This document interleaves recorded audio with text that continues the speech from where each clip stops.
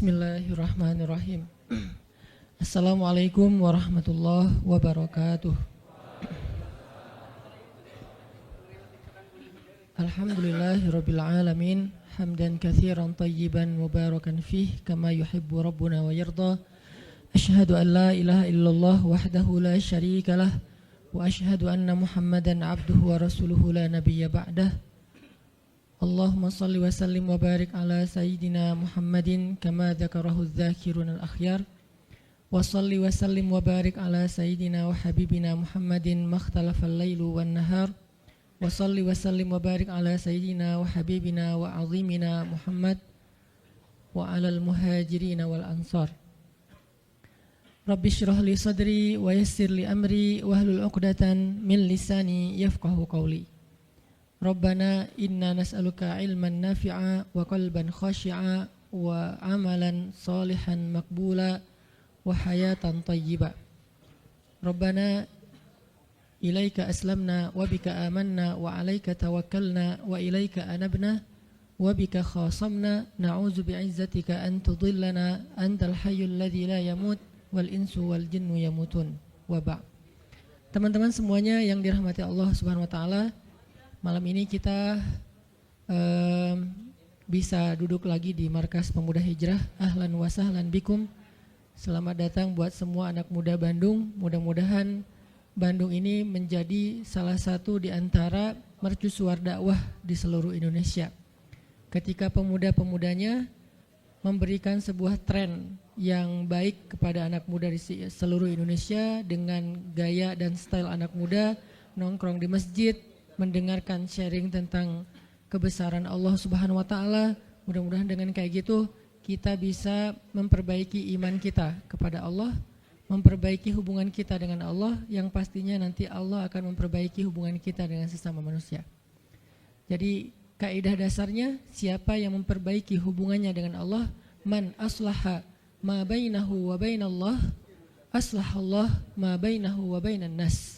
Siapa yang memperbaiki hubungannya dengan Allah, Allah perbaiki hubungannya dengan manusia. Manusia di sini termasuk keluarga, tetangga, masyarakat, bahkan dengan pemimpin dengan rakyatnya, antara satu golongan dengan golongan yang lain, satu agama dengan agama yang lain, itu semuanya diawali dengan islah ma bainana wa bainallah, memperbaiki urusan antara kita dengan Allah Subhanahu wa taala. Jadi ketika anak muda secara tren mulai berbondong-bondong datang ke rumah Allah untuk balikan sama Allah, maka Allah Subhanahu wa taala akan memperbaiki juga urusan mereka di kantornya, di kampusnya, di sekolahnya, di gedung dewannya, di istananya, dan seterusnya dan seterusnya. Dimulai dari kita balikan dulu kepada Allah Subhanahu wa taala setelah selama ini kita mutusin Allah tanpa kita sadari. Selama ini kita cuekin Allah tanpa kita sadari. Selama ini kita anggap Allah bukan prioritas dalam hidup kita tanpa kita sadari. Sehingga dengan tren anak muda mulai datang lagi ke rumah Allah, sujud sejajar antara kepalanya dengan kakinya, dan beristighfar ngajak Allah untuk balikan dalam kebaikan-kebaikan, maka Allah itu Maha Pengampun lagi Maha Penyayang. Teman-teman semuanya, malam ini kita sharing tentang diam. Benar gak sih? Benar ya? Tentang diam. Dan saya gak mau ngebahas dari sisi fikih, hukum diam, terus nanti ada juga yang bertanya tentang hukum puasa diam, puasa gak ngomong, dan seterusnya.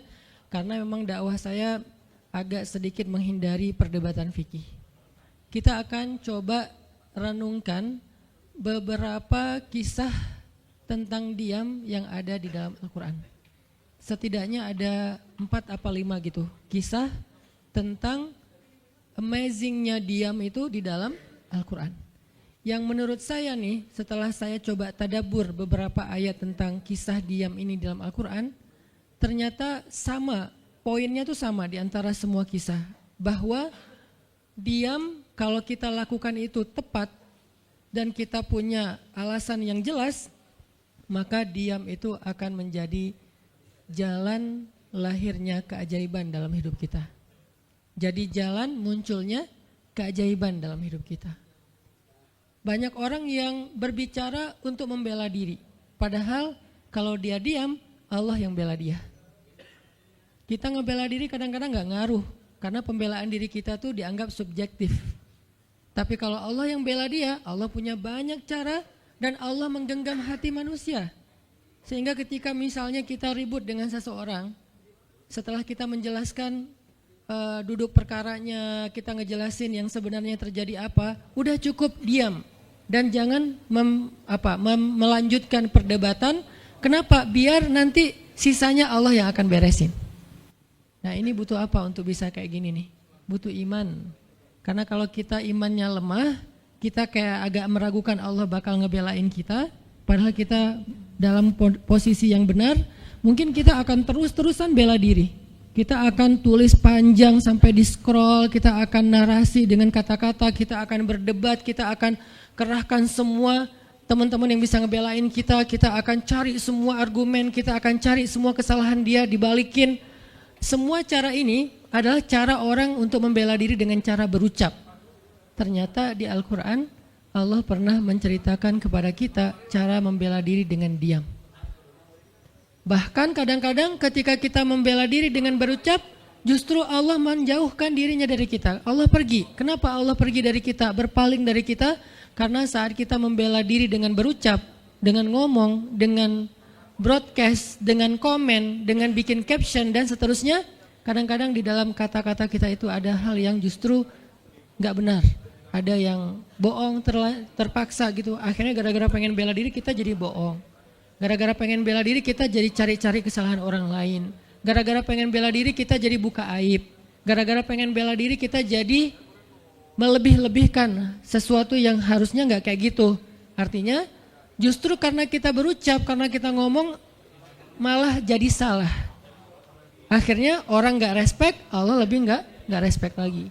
Sehingga malam ini kita pengen belajar tentang gimana cara menjemput keajaiban ketika kita punya masalah dengan seseorang lewat diam. Mungkin teman-teman sering mendengar hadis yang disampaikan oleh para penceramah, para ustadz. Hanya mungkin malam ini kita akan lebih banyak ngambil contoh. Karena saya pikir narasi-narasi ideal berupa ayat dan hadis udah banyak yang menyampaikan. Tapi membawanya dalam contoh konkret, daily kehidupan kita itu mungkin gak semua orang aware. Karena emang kehidupan orang beda-beda. Apalagi misalnya seorang ustadz yang mungkin jarang main sosmed. Dia gak tahu masalah di sosmed itu apa. Seolah-olah sosmed itu bukan realitas hidup. Padahal kita tahu anak muda Indonesia main sosmed sehari gak kurang dari 6 jam. Berarti ada 6 jam realitas kehidupan kita yang jarang dibahas dan dibimbing dengan bimbingan agama Allah, Al-Quran dan hadis. Kenapa? Karena realitas ini kurang difahami oleh sebagian guru-guru, oleh sebagian ulama yang mereka emang agak gak terlalu akrab dengan sosmed. Mereka gak akrab dengan yang namanya Instagram, YouTube, Twitter, Line apalagi. Karena Line ini anak mudanya mungkin ABG banget kan. Jadi agak-agak kurang akrab. Kalaupun mereka pakai itu hanya karena soleh banget kali ya. Karena soleh banget jadi mereka pakainya sebatas sekedar share ceramah doang. Jadi gak main. Bukan pemain sosmed lah. Sekedar menggunakan sosmed sebagai media panggung ceramah. Udah share. Itu juga kadang-kadang yang nge-share-nya admin, jadi nggak ngulik gimana cara itu kurang ngulik. Padahal realitas sosmed itu udah jadi realitas daily kehidupan kita. 6 jam kita ada di sosmed dan 6 jam itu tetap waktu yang akan dihisap oleh Allah. Bukankah selain harta, selain tenaga, selain amal, waktu juga akan dihisap? Maka waktu kita 6 jam itu apakah tidak ada hubungannya dengan agama? Ada banget. Sehingga saya mencoba untuk semampu saya bareng dengan kita semuanya belajar. Bisa nggak ya kita jadi smart netizen? Atau dalam kehidupan sehari-hari bisa jadi smart citizen dengan sikap diam. Gimana sikap diam citizen, smart citizennya? Lagi di jalan, ketika orang lain mungkin bikin kita bete, bikin kita emosi, bisa nggak kita diam? Di rumah ketika kita berselisih dengan pasangan, bisa nggak kita diam? Di kos-kosan ketika kita digedor-gedor terus minta uang kos-kosan sama bu kos, bisa nggak kita? Itu mah ngumpet ya. Salah contohnya. Ya gitulah pokoknya. Jadi kita akan coba bahas diam ini dari angle daily kehidupan kita. Karena saya lebih suka kayak gitu biar langsung praktis bisa dipakai. Memang hadis-hadisnya banyak. Salah satu yang paling terkenal, man kana yu'minu billahi wal yaumil akhir falyakul khairan aw liyasmut. Cuman contohnya doang yang beda-beda. Narasinya sama, kontennya sama. Cuman contohnya beda tergantung angle seorang ustadz dan wawasan kehidupan yang dia jalanin. Dia hidupnya sebagai apa? Kalau hidupnya sebagai seorang ustadz yang ada di dalam masjid, mungkin ya contoh-contohnya adalah tentang di dalam masjid, tentang bergaul sesama ustadz, dengan aktivis, manggilnya akhi ukhti. Tapi kalau dia kehidupannya main, berarti dia akan ngambil contoh tentang main. Gimana kita biar tetap bisa soleh walaupun kita lagi main dan seterusnya. Tapi narasinya sama. Man kana yu'minu billahi wal yaumil akhir falyakul khairan aw liyasmut. Atau nanti cerita yang lain kata Nabi, yang paling banyak memasukkan orang ke dalam api neraka dua. Satu lisannya, kedua kemaluannya. Ini dua hal yang paling sering menyebabkan orang masuk neraka. Kalau kemaluannya kita tahu artinya dia hawa nafsu, syahwat. Kalau lisan ini ngomong, justru gara-gara kita ngomong banyak, kadang itu jadi kayak pemberat timbangan keburukan kita dan itu tuh rugi gitu. Makanya kita perlu belajar, bukan saya ngajak kita, yaudah kita diam aja seharian. Kayaknya agak kurang fair juga ya. Dan saya juga gak diam seharian. Susah kalau untuk diam seharian, apalagi sama keluarga, kan kita butuh ngobrol sama teman. Ya serealistis mungkin dan senatural mungkin. Cuman kalau lagi ada kasus bisa nggak nih kita diam? Terutama kalau lagi ada kasus. Terutama kalau lagi ada masalah. Dan saya yakin kita tuh pasti sering punya masalah dengan seseorang. Gimana caranya kita diam? Gimana cara Nabi diam ketika diomelin oleh Aisyah radhiyallahu anha? Ngomel, diam. Aisyah ngomel kepada Nabi, nggak menceritakan aib orang lain, nggak mencela, cuman ngomel karena lagi cemburu. Nabi diam. Beres Nabi diam, baru Nabi nanya, udahan Aisyah? Udahan. Terus Aisyah mau apa? Udah. Jadi nggak didebat sama Nabi. Padahal Nabi kalau mau mendebat, hadisnya banyak banget. Tinggal sesungguhnya saya bersabda, kan beres ya. Udah selesai. Tapi kok Nabi nggak pakai hadis? Kok malah kita yang pakai hadis Nabi untuk mendebat? Sementara Nabi pemilik hadis nggak pakai hadis buat berdebat. Kalaupun beliau berdebat, perdebatan yang positif, perdebatan yang konstruktif, yang membangun, yang memberikan hasil yang insya Allah tetap menjaga akhlak. Itu yang disebut dengan wajadilhum billati hiya ahsan. Tapi kalau dengan keluarga, Nabi itu nggak suka debat. Istrinya ngambek, istrinya rame-rame nggak mau nggak mau ngomong sama Nabi, ya udah Nabi di mihrab ngomong aja sama Allah sama Jibril. Ternyata lebih dahsyat lagi. Ketika Nabi di mihrab ngomong sama Allah dan Jibril doang, akhirnya istri-istrinya lebih dari seminggu ngerasa kayak nasib kita gimana ya, kok Nabi udah nggak mau ngomong sama kita lagi, kok kita digantung gini gitu kan ya. Akhirnya turunlah ayat Al-Quran yang menegur istri-istri Nabi gara-gara perilaku mereka kepada Nabi. Ini menunjukkan bahwa ayat-ayat tentang diam itu menjadi solusi itu luar biasa loh. Dan saya pengen malam ini sebagai motivator, katanya sebagai motivator saya pengen memotivasi kita supaya kita percaya diam itu solusi. Diam itu keajaiban. Nggak usah komen itu ternyata, nggak nge-reply komen head itu ternyata bagus. Nggak usah terlibat dalam perdebatan di sosmed itu tuh bagus banget.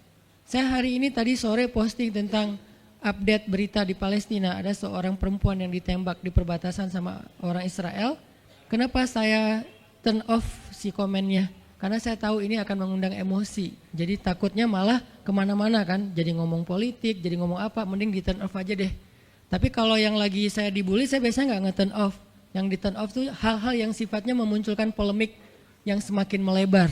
Jadi kurang produktif. Akhirnya kita offin dulu komennya. Tapi saya tetap pengen share itu biar orang update berita dari sana tuh lagi apa. Dan mudah-mudahan saya berharap itu di repost orang banyak, akhirnya jadi minimal membangun awareness masyarakat dunia bahwa Palestina itu layak untuk merdeka. Dari dulu udah layak untuk merdeka sejak mereka dijajah oleh Israel. Itu aja doang sih kampanyenya. Tapi saya nggak mau kampanyenya melebar kemana-mana sehingga di offin dulu aja komennya. Kenapa? Off komen itu kadang-kadang bagian dari diam baik. Ngapain juga kita ladenin komen yang macam-macam walaupun mungkin komennya itu ada yang kita berpihak sama dia, sepaham dengan dia, ada yang beda. Tapi tetap aja saya lihat kadang-kadang komen itu berlebihan. Sampai muncul kalimat-kalimat mencela, sampai marah-marah, sampai caps lock tanda seru kan ya. Ini kan nggak nyaman lagi kan kalau udah kayak gini, mending diam. Nah di sini kita pengen belajar, diam itu ternyata ajaib. Diam itu ternyata benar-benar kata orang emas. Diam itu ternyata solusi. Diam itu ternyata pembelaan diri yang paling efektif. Kalau selama ini kita masih percaya membela diri yang paling efektif ngomong. Membela diri yang paling efektif itu bikin postingan. Membela diri yang paling efektif itu bikin caption yang bagus. Membela diri yang paling efektif itu komen. Membela diri yang paling efektif itu minta pembelaan dari manusia. Ternyata mungkin itu benar, tapi ada yang lebih efektif lagi. Membela diri dengan diam.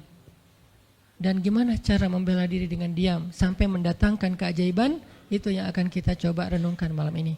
Oke, yang pertama kita akan baca kisah diam di surat Maryam, surat favorit saya. Coba teman-teman buka surat Maryam, surat 19. Di dalam surat ini ada 2 adegan diam. Pertama, adegan diamnya Nabi Zakaria. Yang kedua, adegan diamnya Maryam. Surat 19, surat Maryam, ayat 10.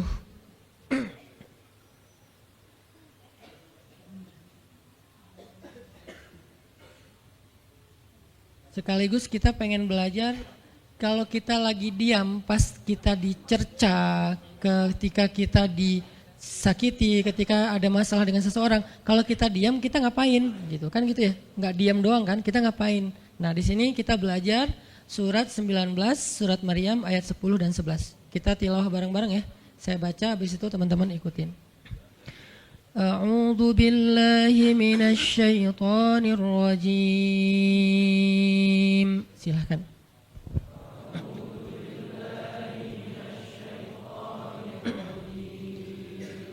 Bismillahirrahmanirrahim.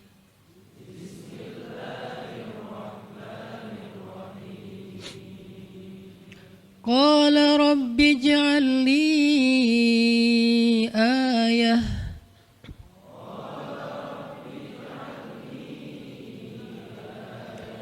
Qala ayatuka alla tukalliman nasa thalatha layalin sawiyya.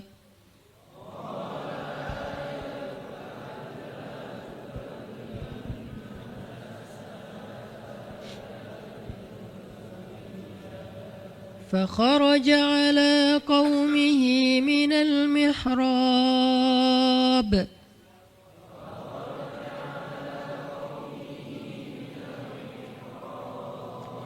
فأوحى إليهم أن سبحوا بكرة وعشيا.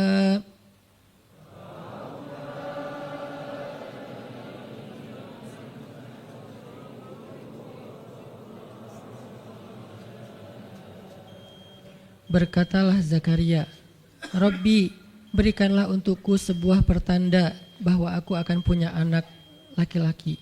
Allah berfirman, tanda-tanda bagimu adalah engkau tidak akan bisa berbicara dengan manusia selama 3 malam berturut-turut. Maka keluarlah Zakaria kepada kaumnya dari mihrabnya dan memberi mereka isyarat supaya mereka bertasbih kepada Allah setiap pagi dan petang. Ini adalah adegan, kita lanjutin sekitar 2 menit sebelum azan. Ini adalah adegan ketika Nabi Zakaria dapat berita gembira akan punya anak laki-laki. Karena Nabi Zakaria berdoa minta anak laki-laki dari sejak nikah sampai usia 80 tahun. Kurang lebih sekitar 50 tahun berdoa. Lama banget, ya Allah beri anak, ya Allah beri anak.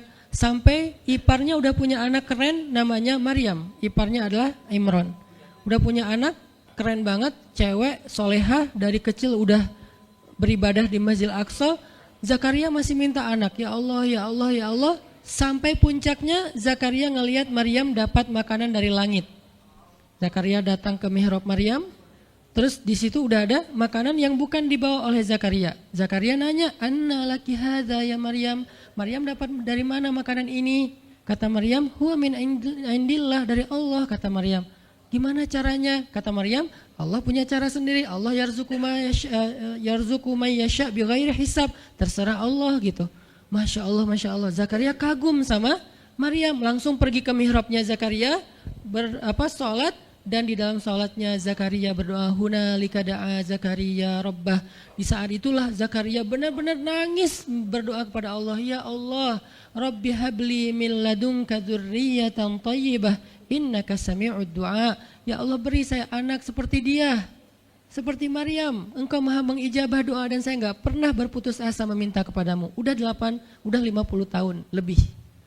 Tiba-tiba Allah bilang, ya Zakaria, inna nubashiruka bi gulam ismuhu Yahya lam naj'al lahu min qablu samia. Zakaria, sekarang kami akan perkenankan doamu, kamu akan punya anak, beri dia nama Yahya. Belum pernah ada anak seperti dia yang soleh di muka bumi. Zakaria kaget, walaupun doa, tapi beliau masih berpikir kayak, gimana caranya saya punya anak? Ini kayak tarik-tarikan antara logika manusia dengan iman. Imannya percaya Allah Maha Kuasa, tapi logikanya gimana caranya? Istri saya sudah tua, saya juga udah tua. Lalu Nabi Zakaria bertanya untuk biar lebih tenang, supaya logikanya nggak ragu lagi. Kalau imannya udah mantap, tinggal logika. Zakaria tanya, beri saya ij'al li ayah, beri saya bukti, tanda, gimana cara saya punya anak. Kata Allah, tandanya alla tukalliman nas salasa layalin sawiya. Kamu tiba-tiba nggak bisa ngomong. Kamu sehat, kamu nggak punya masalah, tapi kamu nggak bisa ngomong. Mau ngomong tuh gak bisa. Kamu bisa tilawah, kamu bisa zikir, tapi kamu gak bisa ngomong. Bisa subhanallah, subhanallah, subhanallah. Bisa alhamdulillahi rabbil alamin. Gak bisa. Jadi baca Quran, kalau ada Quran, tapi dulu kan Taurat ya. Baca Taurat bisa, zikir bisa, hayya ala sholah, kalau azan ada azannya bisa. Pokoknya semua bisa kecuali mau ngomong tuh gak bisa. Masya Allah ya, luar biasa. Kenapa? Karena Allah pengen Zakaria zikir aja 3 hari. Jangan ngomong dengan manusia walaupun ucapannya baik kecuali zikir. Jadi kalau mau ngomong dengan manusia, subhanallah, masya Allah, alhamdulillah, bismillah. Cuman gitu doang ngomongnya. Gak bisa, lu mau kemana? Gak bisa. Insya Allah, gitu. Jadi cuman bisa zikir. Saking Allah pengen Zakaria menghabiskan 3 hari sebelum Allah tunjukkan keajaiban hanya dengan berzikir. Apa poinnya di sini? Kalau kita pengen ada keajaiban dalam diam, maka isilah diam kita dengan zikrullah. InsyaAllah nanti kita lanjutkan setelah sholat isya. Bismillahirrahmanirrahim. Teman-teman semuanya, kita lanjutkan tadabbur kita terhadap ayat di surat Maryam, ayat 10 dan 11, kisah keajaiban yang diperoleh oleh Nabi Zakaria alaihissalam. Dengan Allah anugerahkan untuk beliau anak yang super duper keren, luar biasa, yang bernama Yahya alaihissalam. Dan salah satu cara Allah subhanahu wa ta'ala mendidik Nabi Zakaria untuk menjemput keajaiban itu adalah Allah menyuruh Zakaria untuk diam dan mengisi diamnya dengan zikratullah bukratan wa asiyya. Mengingat Allah pada waktu pagi dan pada waktu petang. Artinya diisi dengan zikir. Dan waktu itu Nabi Zakaria menurut ulama tafsir, beliau tidak cacat lisannya, benar-benar bisa ngomong. Hanya tidak bisa bicara dengan manusia tapi bisa berzikir. Jadi beliau bisa zikir, bisa mengucapkan kalimat-kalimat Alkitab yaitu Taurat. Beliau bisa membaca ayat-ayat Allah, beliau bisa mengucapkan kalimat bismillah dan seterusnya, tapi nggak bisa ngomong dengan manusia. Dan itu terjadi selama 3 malam. Dan akhirnya setelah 3 malam, Nabi Zakaria tiba-tiba dapat berita gembira kalau istri beliau hamil. Ini pelajaran penting banget buat kita. Kalau ini pernah berlaku terjadi kepada Nabi Zakaria, keajaiban dengan cara kayak gini, maka ini juga akan terjadi kepada kita. Itulah alasan kenapa kisah tersebut direkam dalam Al-Quran, supaya dia menjadi pelajaran hudan lil muttaqin. Itu kenapa Allah katakan Al-Quran hudan lil muttaqin, petunjuk bagi orang yang bertakwa, orang yang pengen memperbaiki diri, orang yang pengen dapat solusi. Muttaqin, orang yang pengen wa may yattaqillaha yaj'al lahu makhraja, dapat jalan keluar. Wa yarzuqhu min haitsu la yahtasib, dikasih rezeki yang enggak terduga-duga. Wa may yattaqillaha yaj'al lahu min amrihi yusra, diberikan kemudahan. Wa may yattaqillaha yaj'al lahu yukaffir anhu sayyi'atihi, dihapuskan semua dosa. Wa yu'zim lahu ajra, dikasih reward yang berlipat-lipat. Maka siapa yang pengen dapetin keajaiban-keajaiban orang bertakwa itu, maka jadikanlah Al-Quran sebagai petunjuknya, hudan lil muttaqin. Nah, gimana cara kita jadiin Al-Quran sebagai petunjuk? Jawabannya juga ada di ayat yang sama, la raiba fih, jangan ragukan ayat-ayat Al-Quran, termasuk kisah-kisah yang ada di dalamnya. Sehingga kalau kita benar-benar percaya kisah Nabi Zakaria mendapatkan keajaiban dengan cara diam dan zikir, maka kita coba terapin itu dalam masalah hidup kita, insya Allah kita juga akan mendapatkan keajaiban dan kejutan seperti yang didapatin oleh Nabi Zakaria. Itu pesan poin yang ada di dalam ayat 10 dan 11 surat Maryam. Sehingga buat sebagian orang yang mungkin ngerasa selama ini sering disakiti, sering dicuekin, sering didebat, sering diapain, jangan terlalu diladenin. Kadang-kadang ada teman saya nanya ke saya, Ustadz, ini ada yang ngomongin Ustadz gini di sosmed, perlu kita balas nggak nih? Saya bilang udah diamin aja. Itu tuh santai, tapi sebetulnya itu ada kayak alasan kenapa saya memilih sikap itu, bukan karena kayak males ribut. Sebetulnya kadang-kadang kan ribut itu kayak nyenengin ya, kayak olahraga apa ya, emosi gitu kan. Rame-rame di sosmed itu kayak asik kan, kayak kita ngegame gitu kan. Jadi nge-replay komen-komen orang kayak lucu-lucuan gitu. Saya pernah lihat Rachel V-nya bagus juga sih, ini bukan dalam hal negatif tapi positif, makanya saya sebutnya nama. Rachel itu kan main kemarin ke Australia sama New Zealand.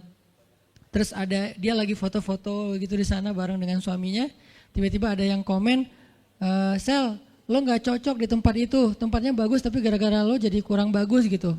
Terus dia jawab, ya gue gak cocok tapi dompet gue cocok, kata dia.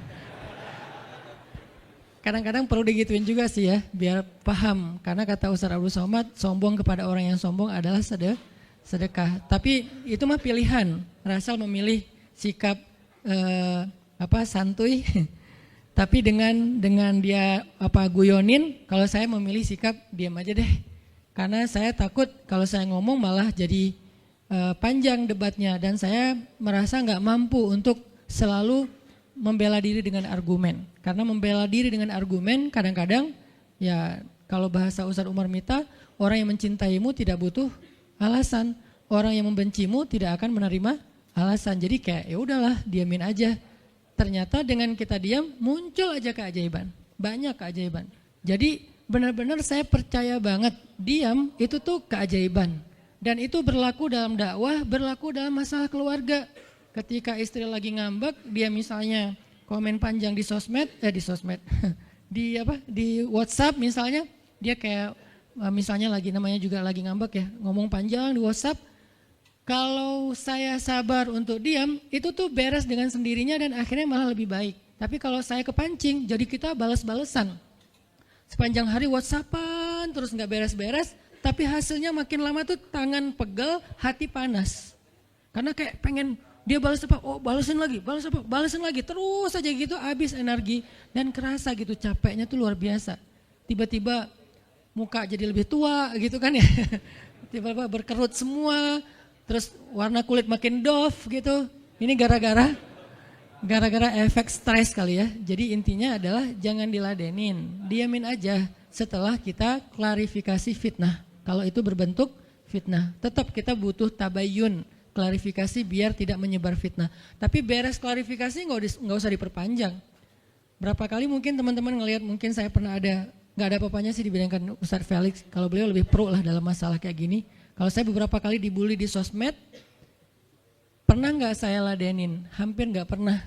Cuman klarifikasi maksudnya, udah beres, diamin aja, diamin. Sepahit apapun, sepanas apapun kalimatnya, yang kadang-kadang Ustadz nggak baca. Penasaran soalnya. Kalau kita diam karena nggak baca mungkin nggak ada challenge-nya kan. Ini baca komennya semua sampai ribuan itu satu-satu dibaca tuh. Oh gini ya, bisa gini ya orang ngomong teh. Terus aja dibacain satu-satu. Capek cari air putih, minum lagi, baca lagi gitu. Terus sampai beres dibaca itu. Mungkin 2 hari lah baru khatam. Saking banyaknya komen. Tapi mencoba lagi belajar, bukan udah jago enggak, sama sekali enggak. Mencoba lagi belajar, bisa enggak setelah udah panas banget, gergetan banget, beberapa udah bisa banget tuh dibalesin, di replay. Jangan deh, ada yang udah di replay panjang, dihapus lagi enggak jadi. Kenapa? Karena masih belajar yakin diam itu keajaiban. Dan selama ini saya ngebuktiin diam itu emang keajaiban. Kenapa? Karena Allah pernah mengisahkan kisah Zakaria dan kisah-kisah yang lain, bagaimana mereka dapetin keajaiban dengan cara diam. Ini yang kita coba pengen rubah sedikit persepsi kita. Enggak selalu bela diri dengan ngomong.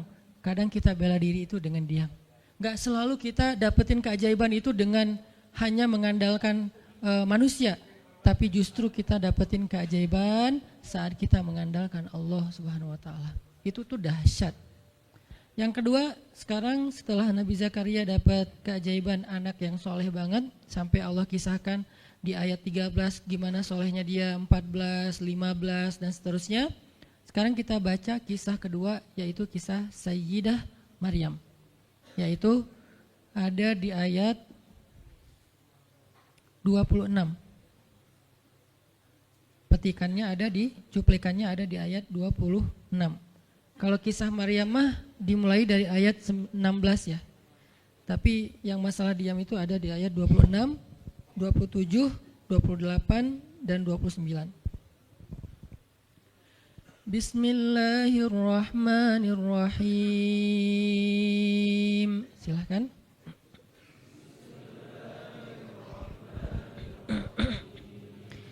Fakuli washrabi wa qarri 'aina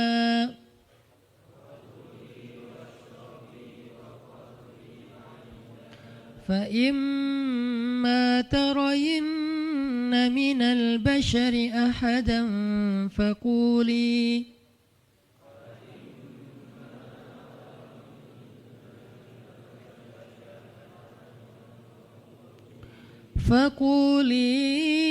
إني نذرت للرحمن صوما فلن أكلم اليوم إنسيا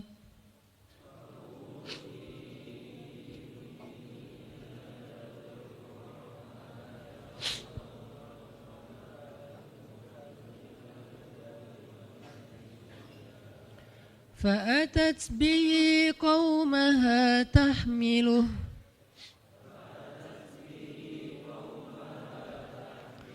قالوا يا مريم لقد جئت شيئا فريا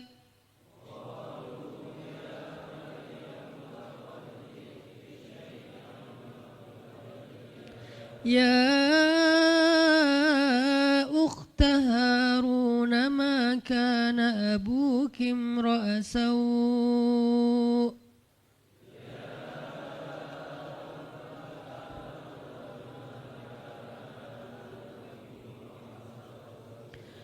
ما كان أبوك امرأ سوء وما كانت أمك بغيا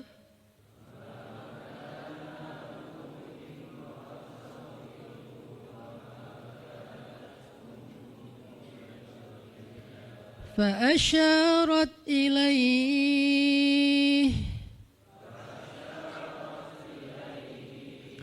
قالوا كيف نكلم من كان في المهد صبيا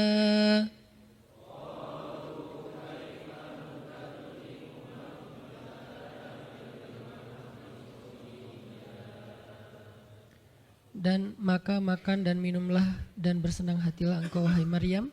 Dan jika engkau bertemu dengan seseorang, katakanlah sesungguhnya saya telah berazam untuk berpuasa pada hari ini dan saya tidak akan berbicara dengan manusia pada hari ini. Lalu Maryam pun datang kepada kaumnya sambil menggendong bayinya. kaumnya berkata, "Wahai Maryam, engkau datang kepada kami dengan membawa," kalau bahasa kita tuh pembawa apa istilahnya? Sial. Apa ya? Dengan membawa keburukan. Jadi kayak dianggap pembawa kesialan. "Wahai saudari Harun, sesungguhnya ayahmu bukanlah seorang yang nista ataupun pendosa, dan begitu juga dengan ibumu bukanlah perempuan yang hina." Lalu Maryam memberi isyarat, fa'asyarat ilaih, memberi isyarat dengan menunjuk ke arah bayinya. Lalu mereka berkata, "Bagaimana kami akan berbicara dengan seorang bayi yang masih digendong oleh ibunya?" Maksudnya masih terlalu kecil. Ini adalah cuplikan adegan Maryam ketika baru pulang kampung. Jadi ceritanya di ayat sebelumnya, ketika kandungan Maryam semakin besar dan nggak bisa disembunyikan dari penglihatan manusia, Maryam pun pergi menjauh ke sebuah tempat yang tidak ada siapa-siapa. Fahamalathu fantabadat bihi makanan qasiyya. Dia menjauh, mengucilkan diri ke tempat yang nggak dilihat oleh siapa-siapa sampai melahirkan. Jadi kurang lebih sekitar 3 bulan 4 bulan Maryam nggak ada di Al-Quds, nggak ada di di Masjidil Aqsa dan sekitarnya. Dia pergi mengasingkan dirinya supaya tidak ada yang menghujat Maryam karena ngelihat perutnya sudah semakin besar dan dia nggak punya suami. Setelah melahirkan, akhirnya Allah perintahkan Maryam untuk pulang. Setelah Allah ngasih makan, minum dan kebahagiaan buat Maryam, fakuli washrobi wa qarri aina, dengan adegan korma yang menjatuhkan buah-buah rutop dan seterusnya, pulanglah Maryam. Nah, Maryam tahu ketika dia pulang dengan membawa bayi, dia pasti akan dihujat, dicela, dicaci maki, dibully oleh kaumnya. Lalu Allah memberi kepada Maryam bekal. Gimana cara ngadepin yang kayak gitu-gitu? Kata Allah, kalau kamu ketemu manusia, ketemu orang-orang, ketemu kaummu, bilang ke mereka, saya tidak berdebat hari ini. Saya nggak akan berdebat. Jadi dia tetap bisa ngomong. Tapi dia bilang, saya nggak akan berdebat. Saya nggak akan bicara dengan siapapun hari ini, karena saya sudah bernazar untuk diam. Bilang kayak gitu kepada kaummu. Maka fa'atat bihi qaumaha tahmiluh. Maka datanglah Maryam kepada Al-Quds, kepada kota Al-Quds dengan membawa bayinya yang digendong. Datang. Baru dari ujung kota kelihatan Maryam, muncullah orang-orang Bani Israel semuanya rame di pasar-pasar mereka, semuanya menghadang Maryam. Maryam tiba-tiba dihadang di gerbang kota Al-Quds. Gak boleh masuk kota Al-Quds. Tadinya ada yang satu orang lihat, Maryam, langsung dia datang ke kota, dia umumkan ke semua orang, wahai Bani Israel, perempuan yang hina yang kita cari-cari sekarang sudah datang membawa bayi haramnya, membawa bayi selingkuhnya, membawa bayi hasil zinanya. Akhirnya orang-orang yang ada di Masjidil Aqsa, yang ada di rumah-rumah, yang ada di pasar, semuanya berkumpul di depan gerbang kota. Menghalang Maryam masuk. Kebayang gak perasaan Maryam? Padahal dia itu lahir di situ, dia beribadah di situ, ayahnya orang situ, ulama pula, pamannya nabi pula di situ, tapi dia sekarang dihadang oleh semua penduduk Al-Aqsa, penduduk Al-Quds, Bani Israel. Ketika Maryam mendekat, mereka mengatakan, "Ya Maryam, laqad ji'ti syai'an fariya." Ini bahasa Al-Quran. Kalau aslinya lebih tercela daripada ini, karena ini bahasa Al-Quran yang tinggi, Allah menggunakan bahasa simbolik saja. Yang terjadi, mereka mencela Maryam. Mereka bilang, Maryam kamu pembawa sial, Maryam kamu perempuan hina, Maryam kamu tukang zina, Maryam kamu selingkuh, Maryam kamu ternyata pelakor, segala macam. Kebayang gak seorang perempuan yang mulia dituduh dengan kata-kata kayak gini? Sedih, pengen jawab, pengen bilang saya ini gak pernah berbuat dosa, ini nih Allah yang ngasih kepada saya gak punya suami dan saya diberikan anak yang suci dan segala macam. Enggak.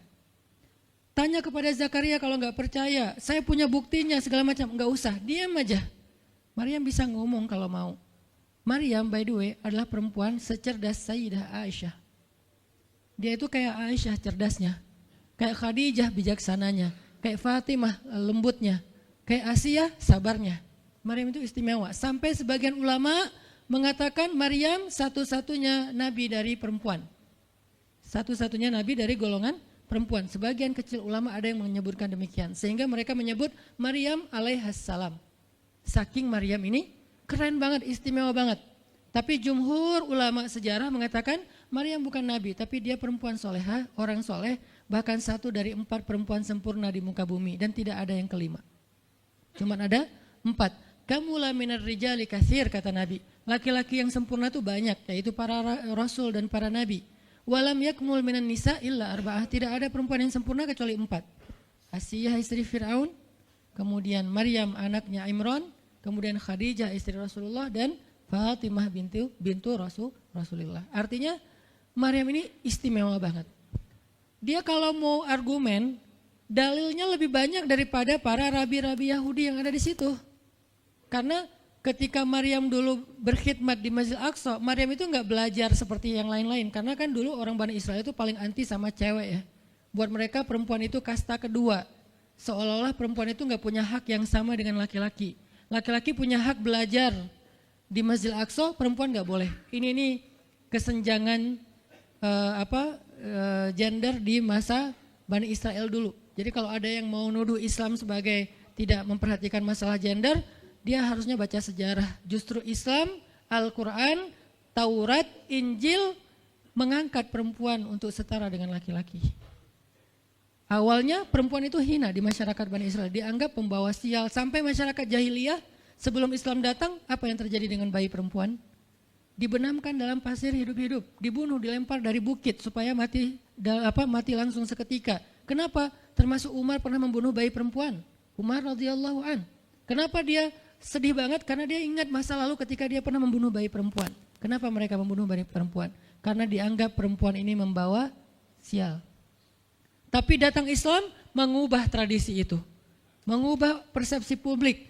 Yang tadinya perempuan dianggap hina, dalam Islam dikatakan surga ada di bawah telapak kaki ibu.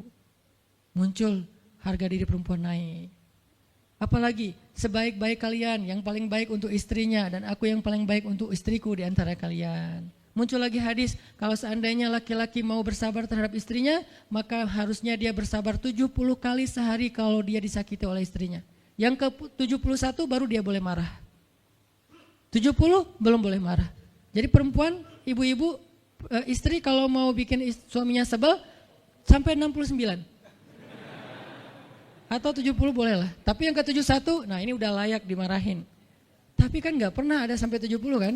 Paling juga 10%-nya lah, 7 kali sehari. Dan itu istiqomah setiap hari. Hari ini kok kamu gini lagi sih, kemarin udah beda hari. Jadi beda hitungannya, 0 lagi mulai dari awal. Tapi nanti ada hadis penyeimbang. Nabi itu kan bijaksana banget. Yang diajarin bukan cewek doang, cowok juga diajarin. Ketika hadisnya supaya memuliakan perempuan ada, nanti ada lagi hadis laki-laki. Seandainya seorang perempuan menjilat luka dan darah dan nanah di tubuh suaminya, itu belum bisa membayar satu saja kebaikan suami kepada dia. Jadi menjilat lukanya aja belum bisa bayar kebaikan, terus ngapain marah-marah coba. Sehingga dua-duanya ada nasihat untuk suami. Kalau istrinya lagi ngambek, namanya juga lagi sedih, ya udah kamu sabar aja 70 kali. Untuk istri, jangan ngambek, karena kalau kalian berbuat baik aja belum bisa bayar kebaikan mereka. Terus gimana dong Ustadz? Ya udah, sekarang solusinya adalah sama-sama mengambil sisi baiknya. Kayak gitu nasihat Nabi. Makanya saya agak kurang setuju kalau khutbah Jumat itu memakai hadis menjilat darah dan nanah. Karena yang dengar suami.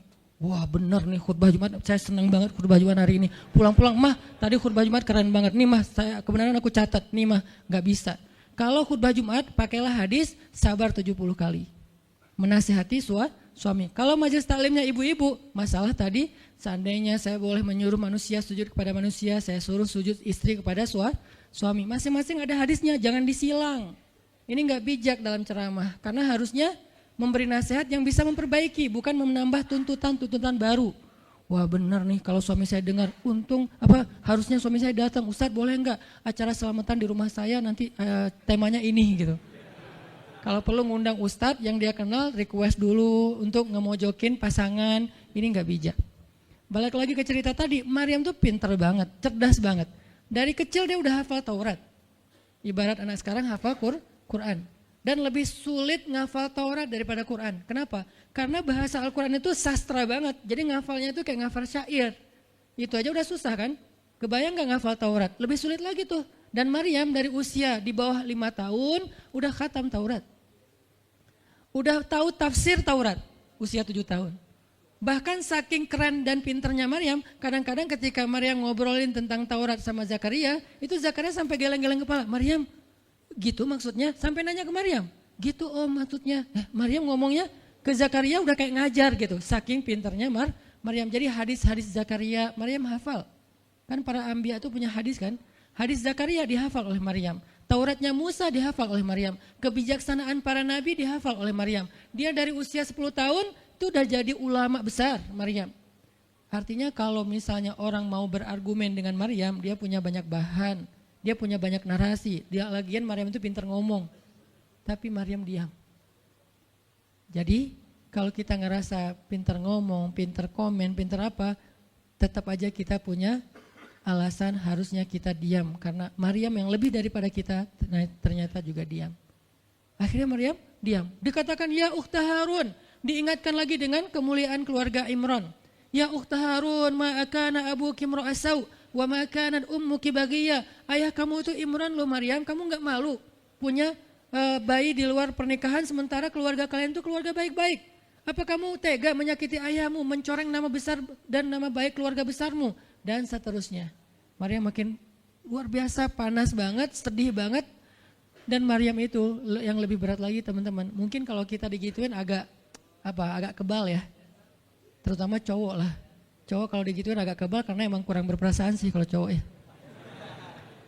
Coba lihat dari angle cewek. Cewek itu lebih peka loh dari kita. Kita mah mungkin lebih mudah lah diam. Diomelin, diam aja. Karena kita kan orangnya agak santuy gitu kan. Kalau cewek itu gak bisa gitu. Makanya lihat angle ini dari angle cewek. Kalau tadi Zakaria, sekarang Maryam. Dan Maryam lebih peka daripada semua cewek yang ada di muka bumi. Lebih perasa lagi daripada perempuan yang ada di muka bumi. Sangat-sangat pemalu. Saking pemalunya, ketemu cowok keren, ta'awuz coba. Cewek itu perasaannya lebih dalam daripada kita. Jadi kalau misalnya cewek-cewek, Maryam tuh gak punya, ketemu cowok keren aja dia ta'awuz. Siapa cowok keren yang ditemui Maryam? Jibril. Gabriel loh yang ditemuin. Dan waktu itu Jibril menjelma. Apa? Fatamassala laha basyaran sawiyya. Jibril menjelma sebagai basyaran sawiyya. Allah yang ngomong tuh, cowok keren. Allah yang bilang keren. Kalau kita merasa udah paling keren, menurut Allah biasa-biasa aja. Karena Allah pernah menciptakan Yusuf, Allah pernah menciptakan Muhammad, Allah pernah menciptakan Yahya. Kita merasa paling keren, Allah pernah menciptakan Sarah, perempuan paling keren juga, Aisyah, Fatimah. Jadi buat kita kayak udah kegeeran paling keren se-Bandung gitu kan ya. Menurut Allah mah biasa. Kalau Jibril, Allah sendiri yang bilang dia tuh emang keren. Jibril emang bukan malaikat, tapi kalau ketemu manusia, kecuali para nabi, Jibril itu menjelma sebagai manusia. Supaya tidak terlihat wujud aslinya. Karena gak kuat orang lihat wujud aslinya Jibril. Nabi Muhammad aja pertama ngelihat Jibril dengan wujud aslinya pas di Gua Hira itu lari tuh. Takut, saking ngerinya Jibril tuh. Jangankan manusia, malaikat aja segan sama Jibril. Jibril lewat malaikat. Gak berani malaikat. Kenapa saya bilang kok disegani? Allah yang bilang di Al-Quran. Dia itu malaikat yang disegani. Dzu mirratin. Dzu mirrah kalau bahasa kita, malaikat yang sangat berwibawa. Sehingga di antara malaikat aja gak ada yang sembarangan bicara sama Jibril. Mau bicara sama Jibril kayak, aduh segan, malu, gitu malaikat, cuman gak pakai, itu mah Sunda ya. Pokoknya malaikat mah gak berani ngomong sama Jibril saking segannya. Kenapa? Gagah banget wujud aslinya. Ketika dia membentangkan sayapnya, itu sayap menutupi timur dan barat. Jadi matahari, bulan, bintang udah gak kelihatan. Yang kelihatan cuma Jibril dengan keagungannya. Itu belum Allah ya, baru ciptaan Allah, Jibril. Salah satu makhluk Allah yang paling agung. Sehingga saking kerennya Jibril, Allah gak menyebutnya dengan nama malaikat. Padahal golongannya malaikat, tapi Allah menyebutnya dengan Ruhul Quds, Roh Kudus, yaitu Jibril.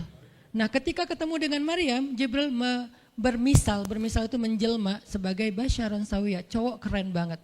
Saking kerennya Jibril, Umar aja terkesima ngeliat Jibril. Pernah Jibril datang ngajarin iman, Islam, ihsan kepada Nabi Muhammad, dan Umar ngeliat Jibril terkesima, gak bisa ngomong, diam aja. Benar-benar speechless banget nih Umar. Jibril udah pulang, baru Nabi nanya, Umar tahu gak itu siapa? Hah, apa Rasul? Gitu, saking masih kayak terkesima. Apa Rasul? Tahu nggak barusan siapa? Siapa ya Rasulullah? Saya nggak kenal orang itu, kok keren banget. Kata Rasul, itulah Jibril. Masya Allah, itu Jibril. Ya Alhamdulillah bisa ngeliat Jibril langsung, tahu gitu tadi. Gitu ya. Kalau bahasa kita mah udah langsung pengen foto-foto kan sama Jibril. Kebayang nggak cowok sekarang lihat Jibril? Baru lihat apa artis Korea aja kita udah kayak gimana kan, BTS atau apa, udah segala macam, udah guling-guling, udah gigit jari, baru BTS doang. Kadang-kadang nggak ngeliat BTS langsung, cuma lihat di TV doang udah aku nggak bisa gini, aku nggak bisa gitu kan ya. Belum ketemu Jibril loh. Jadi nggak ada lah artis sekeren Jibril. Baru Yusuf aja udah pada ngiris tangan, belum malaikat. Sampai ketika cewek-cewek ketemu Yusuf, mereka bilang apa? Ini bukan manusia, ini malaikat. Jadi gantengnya Yusuf tuh bukan ganteng-ganteng apa? Itulah. Ganteng kok hewan gitu kan. Ini ganteng-ganteng malaikat. Belum ada tuh film atau sinetron itu. Yusuf itu ganteng-ganteng ganteng-gantengnya tuh malaikat. Levelnya tuh level malaikat. Jadi kalau ada Jibril, ada Yusuf kayak, nih yang mana Yusuf, mana Jibril ya? Keren dua-duanya. Nah Jibril datang ketemu Maryam bukan di atas panggung rame-rame. Berdua coba, intimate banget kan. Kalau di atas panggung teriak-teriak gak keren lah, biasa aja. Ini tuh berdua, private banget. Di satu ruang kecil, berdua gak ada yang tahu, tiba-tiba Jibril berdiri di depan Maryam senyum dengan khas senyumnya malaikat yang mematikan gitu. Maryam pas buka mata lagi zikir ngelihat Jibril depan matanya keren banget. Langsung Maryam bilang apa? A'udzubillah. Wibawa banget kan Maryam? A'udzubirrahmani minka in kunta taqiyya. Jadi emang elegan sih orang-orang soleh tuh. Dia langsung nunduk, dia bilang A'udzubirrahmani minka in kunta taqiyya. Aku berlindung kepada Allah yang Maha Rahman. Kenapa ngomongnya Rahman? Karena keren. Kalau enggak keren, a'udzubillah. Karena keren, a'udzubirrahman. Tapi masih ta'awuz, cuman pakainya Rahman karena Allah tuh Maha Pengasih yang udah bikin kamu tuh keren. Diksinya luar biasa ya. Maryam gak bilang a'udzubillahi minasyaitonirrajim. Enggak, ini enggak layak dibilang syaitan, ini terlalu keren. Jadi enggak bisa a'udzubillah, a'udzubirrahman. Berarti Maryam itu pinter. Sampai dia bisa memilih diksi Asmaullahil Husna. Dia enggak pakai diksi Allah, dia pakai diksi Ar-Rahman. Karena yang datang itu wajahnya tuh wajah orang baik. Tapi keren. Akhirnya a'udzubirrahmani minka in kunta taqiyya kata Maryam. Jibril juga elegan, paham maksud Maryam. Maksudnya kamu siapa? Itu pertanyaannya. Maryam gak nanya, kamu siapa ya? Enggak gitu. Kan gaya culun-culun kayak caper gitu kan. Kamu siapa ya? Aku ada salah sama kamu. Enggak gitu sih Maryam ngomongnya. Saking elegannya Maryam, dia nanya kamu siapa tapi pakai kalimat zikir. Keren gak sih? Kita kadang-kadang zikir, a'udzubirrahmani minka in kunta taqiyya. Artinya apa Mbak? Sama-sama gak elegan ya. Kalau Maryam sama Jibril dua-duanya elegan. Bahasa orang elegan itu emang banyak kode sih. Jadi kita mah yang polos-polos kayak gini, yang remeh-remeh rempeyek gak jelas gini, ya gak akan paham kalau gak baca tafsir. Makanya kalau mau theater of mind, baca Quran itu pakai tafsir, pakai kisah, baru kita ngerti kondisinya. Oh gitu banget ya, dahsyat banget ya kejadian waktu itu. Jibril datang dengan wujud yang kerennya. Maryam pengen nanya kamu siapa? Kok tiba-tiba masuk ruangan saya? Tapi bahasanya a'udzubirrahmani minka in kunta taqiyya. Aku berlindung kepada Allah yang Maha Baik darimu kalau kamu takut kepada Allah. Maksudnya kamu siapa? Takut gak kamu sama Allah? Baru Jibril mengatakan saya adalah utusan Allah, berarti malaikat, untuk memberi kabar kepadamu kalau kamu akan punya anak. Baru Maryam melihat, gimana saya punya anak? Ya udah ada obrolan nih. Dan mereka udah biasa aja, oh Jibril saya kira siapa, udahlah gak mungkin. Artinya udah kayak gitu nih kesolehan Maryam. Artinya Maryam itu orang yang sangat peka banget, perasaannya dalam banget. Terus nanti ketika Maryam melahirkan anak, tahu gak kata-kata Maryam apa? Ya laitani mittu qabla hadha wa kuntu nasyam mansiya. Saat Maryam merasakan sakitnya kontraksi, mau melahirkan Isa, Maryam itu sambil kontraksi sambil bilang, ya laitani mittu qabla hadza wa kuntu nasyan mansiya. Aduhai seandainya saya mati aja sebelum kejadian ini dan saya dilupakan oleh manusia seolah-olah saya tidak pernah ada. Kenapa Maryam ngomong kayak gini?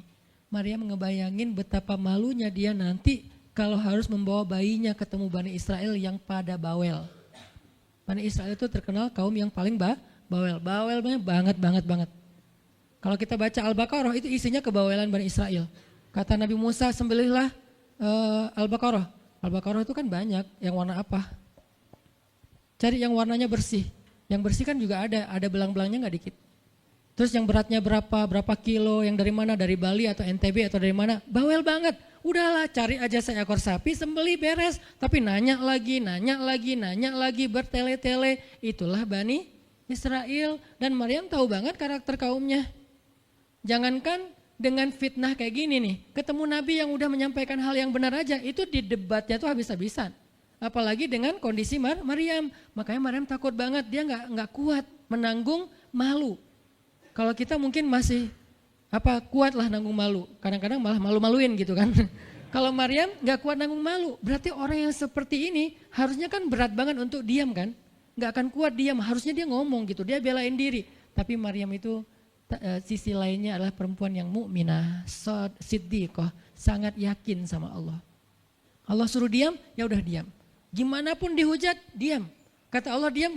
Ya Allah mereka bilang saya itu berzina, diam. Ya Allah bilang ini anak haram, ini anak saya nih, anak yang mulia. Anak yang satu-satunya ketika lahir nggak disentuh setan di antara manusia loh. Satu-satunya manusia ketika lahir nggak disentuh setan. Nabi Muhammad setannya malah diislamkan. Beda, kerannya itu beda. Kalau Isa nggak disentuh setan. Kalau Nabi Muhammad setannya malah masuk Islam. Masing-masing punya keistimewaan lah. Tapi satu-satunya manusia yang lahir nggak disentuh setan, cuman Isa. Kita semuanya pernah disentuh. Lahir langsung. Apa sih lo datang-datang ke dunia nambah-nambahin kerjaan gua gitu kan. Kita nih orang biasa, jadi pas lahir tuh udah ada langsung setan bisik-bisik, yuwas bisufi sudurin nas, makanya disuruh azan kan. Karena kenapa? Biar nggak dibisikin sama setan. Dan kalau bisa suara azan kita harus lebih lembut daripada suara setan, karena setan juga kayak nge-tricky gitu. Saya ibu kamu. Anak bayi dinina bobokan sama setan, hiduplah iblis gitu-gitu kan. Jadi kayak di dokter nama setan, iblis itu keren, iblis itu soleh, iblis itu baik, tapi pakai bahasa nasyid. Lagunya tuh kayak akustik gitu, lembut banget gitu kan. Makanya suara muazin kalau azanin anaknya yang lembut, jangan azan Allahu Akbar, asyhadu an la ilaha illallah. Dia malas ke masjid nanti kalau udah dewasa. Kenapa? Gue malas banget dengan suara ini nih. Salahnya siapa coba? Salah ayahnya. Belajar azan di Al-Latif sama Muzammil sama Teras Tahfiz. Biar azannya tuh kayak Allahu Akbar. Bayinya senyum-senyum. Ntar gue bisa lebih dari itu. Canda. Intinya adalah Maryam itu pemalu banget. Jadi dia bisa banget untuk ngebales. Tapi dia diam. Sampai akhirnya fa'asyarat ilaih. Dia memberi isyarat. Arti memberi isyarat, dia nunjuk ke arah Isa alaihissalam yang masih digendong, kalau kalian mau ngomong aja sama bayinya. Allah yang nyuruh kayak gitu. Makin kayak marah dan makin menjadi-jadi orang Bani Israel ketika Maryam memberi isyarat nunjuk ke arah Isa. Mereka bilang, "Ya Maryam, kamu udah gila apa? Sekarang kamu nyuruh kami bicara dengan bayi yang masih dalam gendongan ibunya?" Benar, Maryam tuh ternyata udah stres gila. Dia gara-gara ditinggal sama selingkuhannya, sekarang dia jadi orang gila. Wah, luar biasa tuduhan kepada Maryam. Maryam diam aja, sedih, nahan air mata. Tapi bukan emotikon yang menggenang air mata di sini ya. Nahan aja air mata sampai kemudian Allah datangkan keajaiban, jadikan bayinya bicara. Qala, Isa bicara. Panjang lagi omongannya Isa. Ibuku ini baik, ibuku begini-begini, saya itu hamba Allah, saya itu anak yang suci, saya itu begini-begini. Sampai beres baru mereka pada pulang karena mereka merasa terbantahkan semua tuduhan palsu mereka kepada Maryam. Masuklah Maryam, disambut mulia oleh beberapa orang. Maryam itu perempuan mulia, Allah mendatangkan dia sebagai keberkahan. Tadi dituduh pembawa sial, sekarang disebut pembawa berkah. Mulailah Maryam terkenal. Isa dididik, kemana Isa pergi, anak-anak kecil segengnya Isa pengen jadi temannya Isa. Gue temannya Isa lo, gue temannya Isa lo. Gak lama kemudian Isa jadi temannya Yahya. Ketika dia udah bisa main sama Yahya, main berdua sama Yahya. Kemana-mana berdua, Yahya, Isa. Tapi usianya agak jauh berbeda. Ketika Yahya udah masuk SD, Isa barulah lahir. Jadi kayak agak sekitar 7-10 tahun lah kurang lebih mereka jarak usianya, tapi pas Isa udah remaja mereka udah nyambung ngobrol. Nah, kelebihan masing-masing, kalau Yahya ini penghafal kitab Taurat, datang Isa, Yahya menghafal kitab Injil. Yahya nabi, Isa rasul, satu level di atas nabi. Kalau nabi mengikuti ajaran rasul sebelumnya, kalau rasul membawa ajaran baru. Jadi sebelum Isa lahir, Yahya mengikuti ajaran Musa dengan kitab Tauratnya. Setelah Isa lahir, Yahya mengikuti ajaran Isa dengan kitab Injilnya. Jadi bisa dibilang nabi yang mengikuti dua ajaran Rasul, Yahya alaihissalam. Dia menghafal dua kitab suci sekaligus, Taurat dan Injil. Perempuan, Maryam radhiyallahu anha. Dia menghafal kitab Taurat dan Injil dari anaknya sendiri. Inilah kisah Maryam yang mendapatkan keajaiban dengan cara diam. Terakhir, kisah Nabi Muhammad SAW ketika beliau bahasa lebih tepatnya, dalam tanda petik ya, biar nggak bisa disalahin, kayak didiemin lah sama istri-istri beliau, gara-gara istri-istrinya ngambek. Di dalam surat At-Tahrim, surat 66, coba kita buka, surat 66. Ini juga kalau teman-teman baca kisah surat ini tuh luar biasa ya, kita kayak baca novel atau kayak nonton film, keren banget. Saya memang senang banget dengan sirah Nabi dan para anbiya, dan terutama kalau sirah ini berbentuk storytelling, bukan data sejarah ya, karena membaca data sejarah itu emang agak-agak liar sih. Tapi kalau storytelling kan kita adegan ya, wah seru ya, itu lebih keren daripada Disney, Marvel, Endgame, atau apalah. Lebih seru baca sirah kalau kita paham. Surat 66 ayat 4. Ayat 5. Ayat 5. Itu tuh ceritanya, saya langsung ke ceritanya aja. Ceritanya kan waktu itu Nabi itu punya kebiasaan kalau habis asar sampai maghrib, Nabi ngapain pertanyaannya? Apa sih yang dilakuin Nabi antara asar dengan maghrib? Ternyata kebiasaan Nabi di hari Jumat di hari-hari biasa antara asar dengan maghrib itu adalah keliling ke rumah-rumah istrinya. Antara asar dengan maghrib itu waktu family time lah, keliling antara rumah-rumah istrinya. Kalau nggak habis dalam satu hari, besok dilanjutin. Nah, hari itu Nabi datang ke rumah Maria yang dari Mesir itu, istri beliau yang dari Mesir, Maria Kiptiyah. Dan lama di rumah Maria, nggak pindah-pindah gitu. Sementara Hafsah sama Aisyah udah nungguin Nabi di rumahnya Aisyah berdua. Karena emang Hafsah sama Aisyah ini kan ngegeng banget ya berdua ya. Kayak soulmate banget lah, walaupun sama-sama istri Nabi, tapi mereka kayak fair, berdua tuh nggak ada masalah. Kalau yang dengan yang lain mereka cemburu. Nungguin di rumah Aisyah. Hafsah, Nabi di rumah siapa sih sekarang? Kata Hafsah, di rumah Maria. Kok lama banget sih di rumah Maria, dikasih makan apa sih? Gak tahu tuh, dari tadi kita tungguin gak datang-datang, kan sesama cewek nih ngobrol. Lama gak datang-datang, menjelang maghrib Nabi baru datang. Aisyah udah agak bete nih, lama banget sih giliran di Maria aja datang lama, di rumah saya gak datang-datang. Begitu Nabi datang, tuh Nabi datang. Diam aja Aisyah sama Hafsah. Assalamualaikum. Waalaikumsalam. Kayak ngambek gitu kan. Kata Nabi, Aisyah kenapa? Hafsah kalian kenapa? Kata Aisyah, ya iyalah sedih, kok di rumah Maria lama banget dikasih makan apa sih, enak ya? Kata Aisyah, enggak makan apa-apa, cuma minum madu. Oh, kata Hafsah, pantesan kok bau mulutnya enggak enak, pasti madunya enggak benar tuh di sana tuh. Iya enggak benar, jangan minum madu lagi, kata Aisyah. Kata Nabi, ya udah mulai sekarang saya enggak akan minum madu lagi. Demi apa? Menyenangkan hati Aisyah. Aisyah langsung yes, Nabi enggak akan minum madu lagi. Demi saya, berarti saya kan istimewa banget. Kenapa bisa istimewa? Karena aslinya Nabi itu hobi banget minum madu. Kayak saya mungkin senang minum kopi. Tapi demi istri, mulai sekarang saya gak akan ngopi lagi. Kan istri saya ngerasa, wah demi aku tuh dia gak mau ngopi lagi. Kan keren kan? Akhirnya Aisyah ngomong ke istri-istri yang lain. Kalian tahu gak? Kata Aisyah. Kayak ngomong di grup gitu kan? Tapi grupnya bukan grup WhatsApp, grup mereka gitu. Kalian tahu gak? Nabi sekarang gak akan minum madu lagi loh. Kenapa? Karena aku.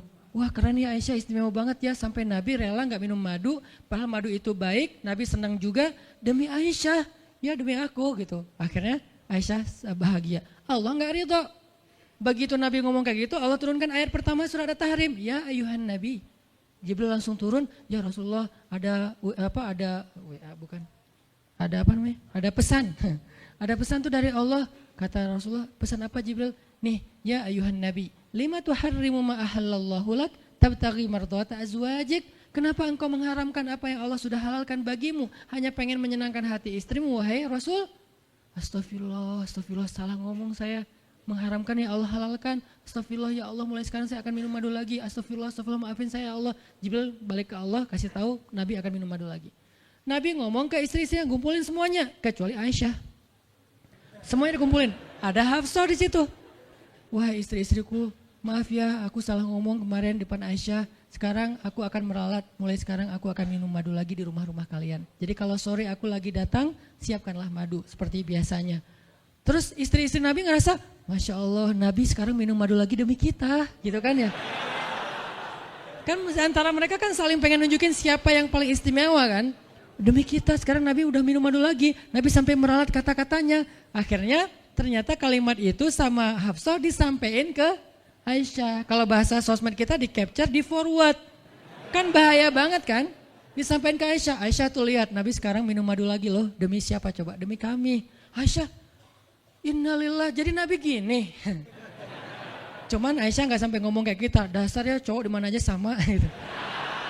Itu mah kata-kata cewek sekarang ya. Kalau Aisyah kan elegan kan gak ngomong gitu. Akhirnya pas Nabi datang Aisyah diam. Aisyah diam, kata Nabi, Aisyah kenapa? Aisyah kenapa? Oh jadi gitu, di belakang ternyata sekarang minum madu lagi. Hah? Nabi langsung datangin sama Jibril. Rasulullah tahu gak kenapa mereka rame-rame sekarang?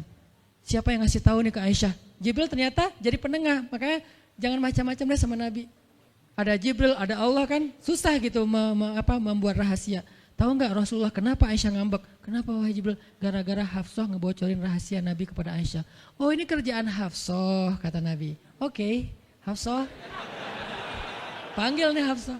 Dipanggil Hafsah, kata Nabi, Hafsah, kamu udah membocorkan rahasia saya. Ini menurut sebagian tafsir. Memang ada banyak tafsir sih. Salah satu tafsirnya kayak gitu. Hafsah, kamu udah membocorkan rahasia aku. Dan sekarang istri-istri pada ngambek. Istri yang lain juga ikut ngambek sekarang gara-gara Nabi kayak sekali minum madu, sekali nggak minum madu. Yang lain pada diam semuanya. Datang ke rumah Ummu Salamah. Assalamualaikum, Ummu Salamah, waalaikumsalam. Tadi kayaknya aku belum selesai jemuran, dah langsung pergi jemuran. Gak mau ngomong sama Nabi. Maria, assalamualaikum, waalaikumsalam. Kayaknya tadi aku lagi sibuk nyetrika deh. Jadi gak ada yang mau ngomong sama Nabi. Diam semuanya. Nabi kan jadi sedih kan. Gara-gara siapa coba? Gara-gara Hafsah. Akhirnya Nabi bilang, Hafsah, aku kecewa banget dengan sikap kamu. Kamu gak jaga rahasia aku. Sekarang aku antar kamu pulangnya ke rumah Umar. Bahasa lainnya diceraikan. Hafsah dicerain sama Nabi. Kerennya Hafsah pas digituin, dia cuma nangis. Dia gak bilang, ya Rasulullah, Rasul tega nyerahin saya, terus saya gimana? Gitu. Enggak.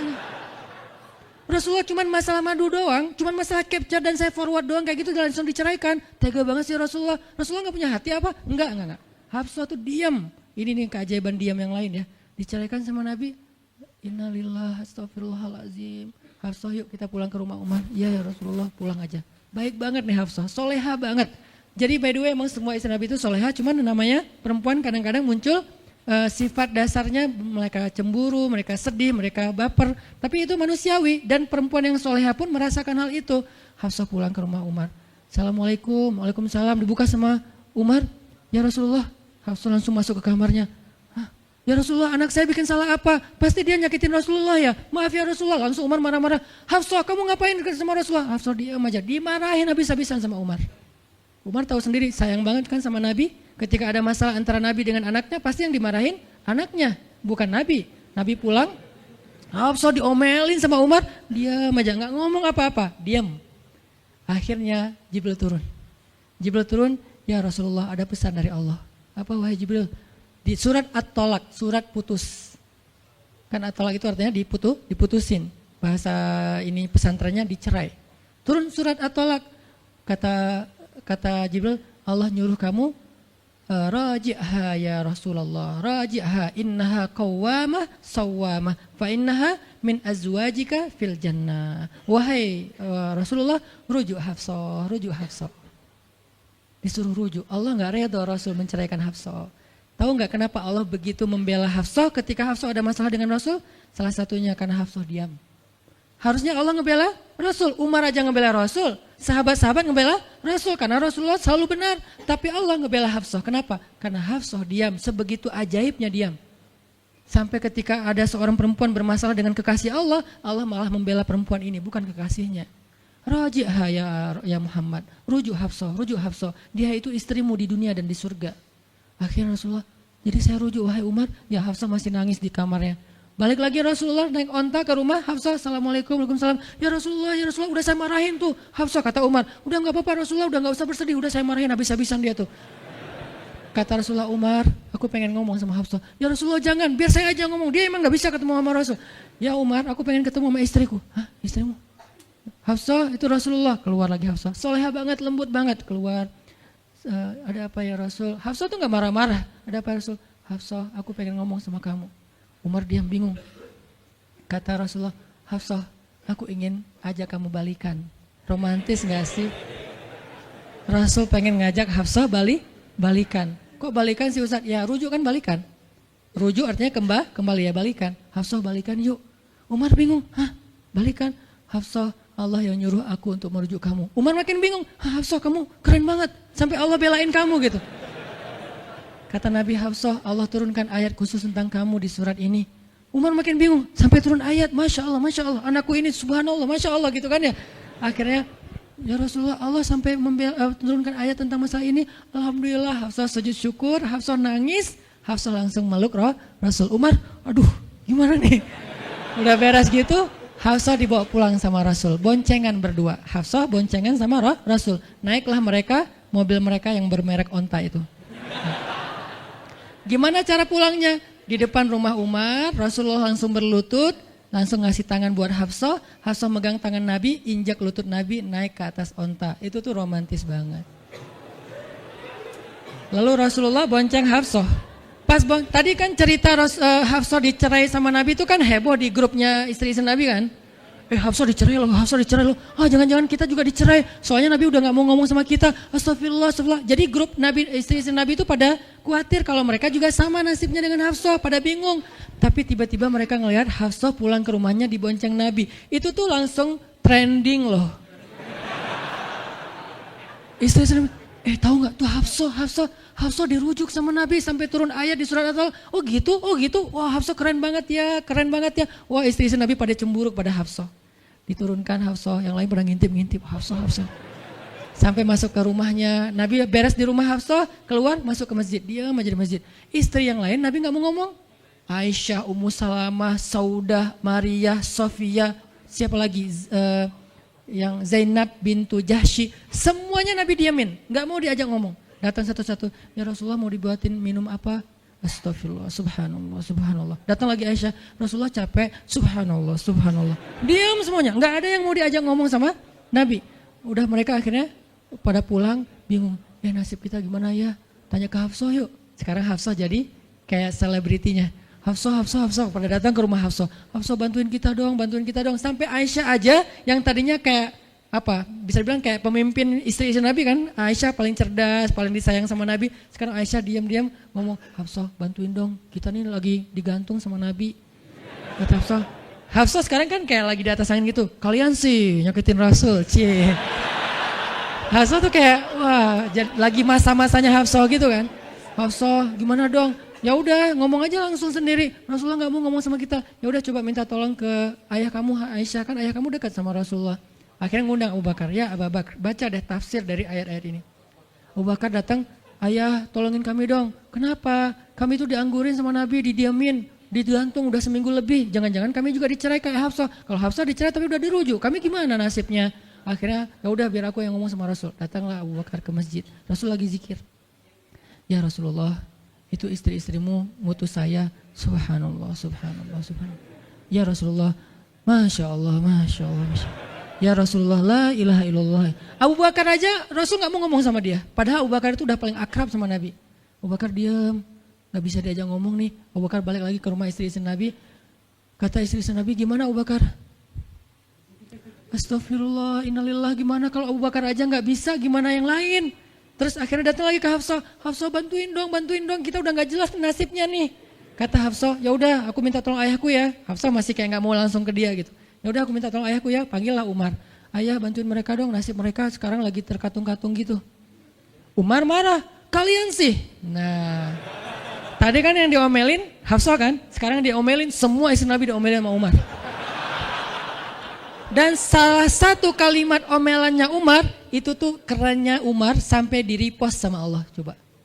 Ada nggak manusia yang kata-katanya di-repost Allah? Nggak ada, cuman Umar.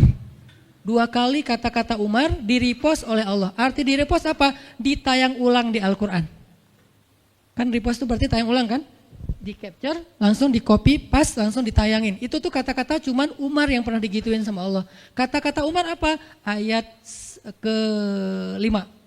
Kata Umar, kalau kalian nggak minta maaf sama Nabi, Allah bisa aja mentalak kalian, menceraikan kalian dari Nabi, lalu menggantikan untuk Nabi istri yang lebih solehah, lebih hafizah, lebih bertaubat, lebih baik, lebih cantik, lebih perawan daripada kalian. Itu tuh kata Umar yang ada di ayat ke-5. Jadi bisa dibilang ayat ke-5 adalah ayat repostnya kata-kata Umar, saking kerennya Umar.